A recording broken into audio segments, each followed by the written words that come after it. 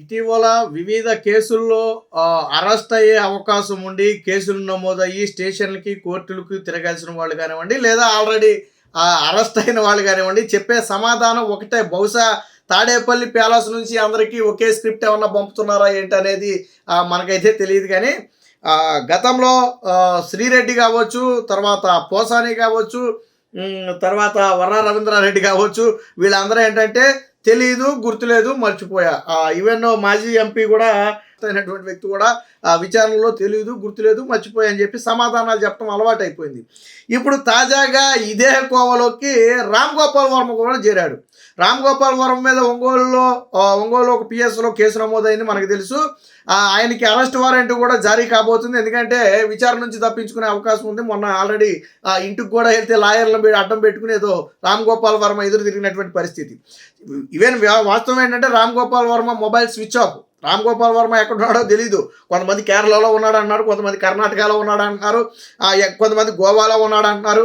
So ఎక్కడున్నాడనేది తెలీదు. బహుశా ఇవన్నీ కూడా కన్ఫ్యూజ్ చేయడానికి, పోలీసులు కన్ఫ్యూజ్ చేయడానికి ఏమన్నా రామ్ గోపాల్ వర్మ కానీ లేదా వైసీపీ బ్యాచ్ కానీ ఏమన్నా ఎలాంటి ప్రచారం చేస్తుందేమో తెలియదు. కానీ ఇక అసలు విషయానికి వస్తే రామ్ గోపాల్ వర్మ అత్యంత నీచమైన పోస్టులు సోషల్ మీడియాలో పెట్టాడు. ఈవెన్ ముఖ్యంగా ఇప్పుడు ముఖ్యమంత్రిగా ఉన్నటువంటి చంద్రబాబు గారు, మంత్రిగా ఉన్నటువంటి లోకేష్తో పాటు డిప్యూటీ సీఎంగా ఉన్నటువంటి పవన్ కళ్యాణ్, వీళ్ళు ప్రతిపక్షంలో ఉన్న సమయంలో వాళ్ళ ఫోటోలు అత్యంత దారుణంగా, అమ్మాయిలకేమో వీళ్ళ తలకాయలు పెట్టడం, అమ్మాయిల ఫోటోలకి. మరి ఒక అమ్మాయి ఫోటోకి వీళ్ళ తలకాయలు పెట్టారంటే అది అవమానించడం కదా. అలాగే గేదెలోకి తలకాయలు తీసేసి దానికి ఇది పెట్టడం కానివ్వండి, లేదా చిన్నపిల్లల ప్లేస్లో నారా దేవాంశ్ ప్లేస్లో పవన్ కళ్యాణ్ తలకాయ పెట్టడం కానివ్వండి, ఒక రకంగా ఇవన్నీ మార్పింగ్ కూడా ఎలాగిది సభ్య సమాజంలో వాళ్ళకు ఉన్నటువంటి గౌరవ ప్రతిష్టలను దిగజార్చే విధంగా మార్పింగ్ చేయటం. సో ఇది ఖచ్చితంగా శిక్షార్హమైనటువంటి నేరం. అయితే రామ్ గోపాల్ వర్మ కోర్టులో పిటిషన్ వేసి ఏమంటాడంటే, ఒంగోలులో పెట్టిన కేసుతో పాటు రాష్ట్ర వ్యాప్తంగా ఇంకొక 8 కేసులు నమోదయ్యాయి. వీటన్నిటి మీద యాంటిసిపేటరీ బెయిల్ ఇవ్వండి, అక్కడ వరకు ఓకే. తర్వాత భవిష్యత్తులో కేసులు నమోదు చేయకుండా కోర్టు ఆదేశాలు ఇవ్వాలంట. అదెలా సాధ్యపడుతుంది అసలు? రామ్ గోపాల్ వర్మ చేసిన యదో పనికి రాష్ట్రంలో ఎక్కడ కేసులు నమోదు చేయొద్దని కోర్టు ఎలా చెప్తుంది? కోర్టు ఎలాగ ఇందులో ఇన్వాల్వ్ అవుతుంది? అంటే ఒక రకంగా తప్పు చేసిన వాడిని మీరేం చేయొద్దని కోర్టు చెప్పినట్టు అవుతుంది. అలాగెందుకు చెప్పుద్ది కోర్టు?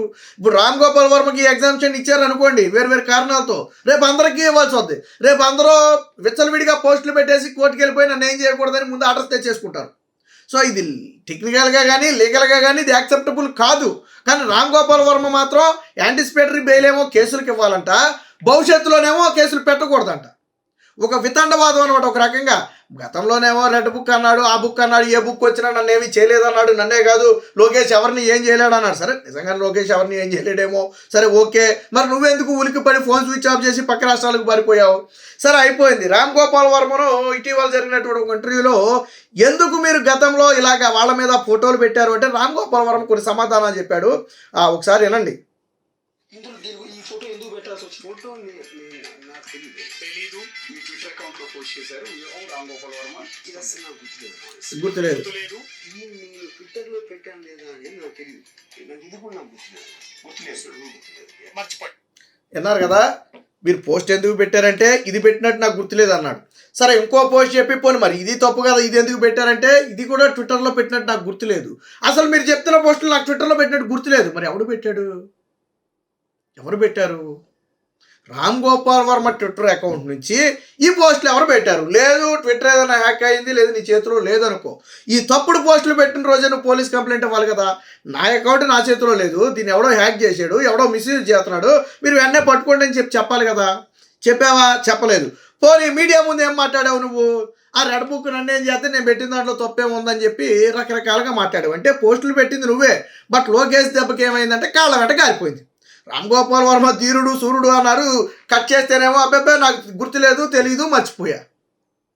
నేను దాకా అందుకే చెప్పింది. రామ్ గోపాల్ వర్మ ఏంటంటే సమాధానం చెప్పలేక, తప్పించుకోవడం కుదరక నాకు గుర్తులేదు, తెలియదు, మర్చిపోయా. నేను మర్డర్ చేసేసి ఒక వారం తర్వాత దొరకకుండా తిరిగేసి వారం రోజుల తర్వాత ఏమో నాకు గుర్తులేదు, తెలియదు, మర్చిపోయానంటే పోలీసులు ఒప్పుకుంటారా? న్యాయ వ్యవస్థ ఒప్పుకుంటుందా? లీగల్గా సాధ్యం కాదు కదా. నువ్వు నీ అభిమానుల్లో లేదా వైసీపీ అభిమానుల్లో సంతృప్తి పరచడానికి ఇలాంటి దొంగ తిరుగుడు సమాధానాలు చెప్పొచ్చు, పోలీసులు విచారణ నుంచి తప్పించుకోవడానికి చెప్పొచ్చు. బట్ సమాజం యాక్సెప్ట్ చేయదు, న్యాయ వ్యవస్థ యాక్సెప్ట్ చేయదు. రేపు కోర్టు ఈ సమాధానాలను యాక్సెప్ట్ చేయు. నీ అకౌంట్లో పోనీ ఒకసారి జరిగితే యాదృచ్ఛికంగా జరిగింది, సరే ఏదో జరిగింది పోనీ అనుకోవచ్చు. పదే పదే పెట్టడం, ఎన్నికల సమయంలో పెట్టడం, ఎవరిని ఇబ్బంది పెట్టడానికి, మార్పింగులు చేసి మరి ఎవరు పెడతాడు నీ అకౌంట్లో? సో ఖచ్చితంగా రామ్ గోపాల్ వర్మ పెట్టిందే. ఇప్పుడేంటి టన్నులు భయం పుట్టుకొచ్చింది. అసలు ఇప్పుడు రామ్ గోపాల్ వర్మ ప్రస్తుతానికైతే ఏపీ తెలంగాణ 2 రాష్ట్రాల్లో అయితే లేడు. ఎక్కడున్నాడు అనేది కరెక్ట్గా ఎక్కడున్నాడని చెప్పలేము. ఫోన్ స్విచ్ ఆఫ్లో పెట్టాడు. తన లాయర్ ద్వారా కోర్టులో ఇది పాల్గొనే ప్రయత్నం చేస్తున్నాడు. అయితే ఇప్పుడు రామ్ గోపాల్ వర్మ వ్యవహారానికి సంబంధించి కోర్టు వాస్తవానికి నిన్న లిస్ట్ అయ్యింది. బట్ అది నిన్న ఏంటంటే టైం సరిపోలేదు, కోర్టు పనివేళ సమయానికి టైం సరిపోకపోవడంతో అది ఈరోజు విచారించాలని చెప్పి కోరటం జరిగింది. ఇప్పుడు గవర్నమెంట్ తరపు నుంచి ఏమన్నారంటే ఈ కేసులో దమ్మలపాటి ఎవరైతే అడ్వకేట్ జనరల్ ఉన్నాడో దమ్మలపాటి శ్రీనివాస్ ఆయనే వచ్చి వాదనలు వినిపిస్తారు, ఇది కీలకమైన కేసు అని చెప్పి ఆల్రెడీ గవర్నమెంట్ తరపున సమాధానం ఇవ్వడంతో ప్రస్తుతానికి హోల్డ్ అయింది. అంటే రామ్ గోపాల్ వర్మ తప్పించుకోవడం కోసం ఆ రోజేమో ధీరుడు సురుడు లాంటి కబుర్లు చెప్తాడు, నన్ను ఎవరు ఏం చేయలేరని చెప్తారు. ఈరోజు 2 చేతులు ఎత్తేసి అబ్బాయి నాకు తెలియదు, గుర్తులేదు, మర్చిపోయా. అంటే ప్రజలు అంటే రామ్ గోపాల్ వర్మకి గతంలో ఒకప్పుడు సమాజంలో ఏదో పేరు ప్రతిష్టతో సినిమాలు తీశాడు కాబట్టి ఉండేది. బట్ తరువాత రాజకీయ స్వలాభం కోసం జగన్మోహన్ రెడ్డి కోసం ఉత్తినేయం చేయడు రామ్ గోపాల్ వర్మ. ఎలా ఫ్రీగా చేశాడు అనుకుంటే మీరు పప్పులో కాలేసినట్టే. రామ్ గోపాల్ వర్మకు అందాల్సినవి అందిని, పేటీఎం బ్యాచ్కి చిల్లర ఎలాగ అందిందో రామ్ గోపాల్ వర్మకు కూడా అందాల్సింది అందింది కాబట్టి అటు సినిమాల రూపంలో కానివ్వండి, ఇటు సోషల్ మీడియాలో కానివ్వండి లోకేష్ని, చంద్రబాబు గారిని, పవన్ కళ్యాణ్ని ఇబ్బంది పెట్టాలనే ఉద్దేశంతో చేసినటువంటిది. పైగా ఈయన చేసినటువంటి మార్పింగ్లు అనేవి ఏదైతే ఉన్నాయో అవి యాక్సెప్టబుల్ కాదు, ఎవరు అలాంటి వాటిని ఒప్పుకోరు. అత్యంత దారుణంగా చేశాడు. దానికి సంబంధించి నేను ఆల్రెడీ కొన్ని చూపిస్తాను మీకు. ఇదిగో ఈ ఫోటో ఉంది. ఇది 3 అమ్మాయిలు ఒక కంప్లైంట్ ఇచ్చి ఎక్కడో ఒక స్టేషన్ ముందు నిలబడి ఫోటో దిగితే దాన్ని ఏం చేశారు, ఇదిగో పవన్ కళ్యాణ్ని మధ్యలో పెట్టి చంద్రబాబును నారా లోకేష్ తలకాయలు పెట్టి మార్పింగ్ చేశారు. మరి దీన్ని ఎవరు యాక్సెప్ట్ చేస్తారు? అలాగే వ్యూహం అని చెప్పి ఒక పోస్టర్ కింద విడుదల చేసి 3 బర్రెలు ఉంటే అందులో చంద్రబాబు, లోకేష్, పవన్ కళ్యాణ్ తలకాయలు పెట్టారు. మరి ఇది ఎలాగే యాక్సెప్ట్ చేస్తారు? అలాగే చంద్రబాబు గారు నారా దేవాంష్ని ఎత్తుకుంటే ఆ ప్లేస్లో పవన్ కళ్యాణ్ తలకాయను పెట్టి మార్పింగ్ చేశారు. మరి దాన్ని ఎలాగే యాక్సెప్ట్ చేస్తారు? ఇకపోతే ఇదిగో చంద్రబాబు గారు జైలు నుంచి బయటకు వచ్చిన సమయంలో దేవాంశు గేటు దగ్గరికి వస్తే దానికి పవన్ కళ్యాణ్ తలకాయ పెట్టి ఏదో చంద్రబాబు గారు వచ్చి దగ్గరికి వచ్చి ఎత్తుకున్నట్టుగా ఒక రకంగా క్రియేట్ చేశారు. మరి ఇవి తప్ప కాదా? సభ్య సమాజంలో పేరున్నటువంటి వ్యక్తులు 10 మందికి ఆదర్శంగా ఉండాల్సిన వాళ్ళు ఎలాంటి పనులు చేస్తే తప్పు కదా? మరి వీటి మీద చర్యలు తీసుకోకూడదా? ఇప్పుడు వీటి గురించే నాకు తెలియదు, గుర్తులేదు, మర్చిపోయాను అన్నాడు. బట్ కోర్టు వీటిని యాక్సెప్ట్ చేయదు. రామ్ గోపాల్ వర్మను పోలీసులు వదలరు. ఖచ్చితంగా ప్రస్తుతానికి పరారీలో ఉన్నాడు, భయపడ్డాడు అనేది మాత్రం వాస్తవం. ఆడ లాయర్ ఏదో మేము భయపడపోతే వచ్చి కోర్టుకు రా, నోటీసులే కదా నీకు ఇచ్చింది, విచారణకు అరెస్ట్ కాదు కదా, ఎందుకు రాలా? వస్తే అరెస్ట్ చేస్తారని తెలుసు, కేసు అంత తీవ్రంగా ఉందని తెలుసు.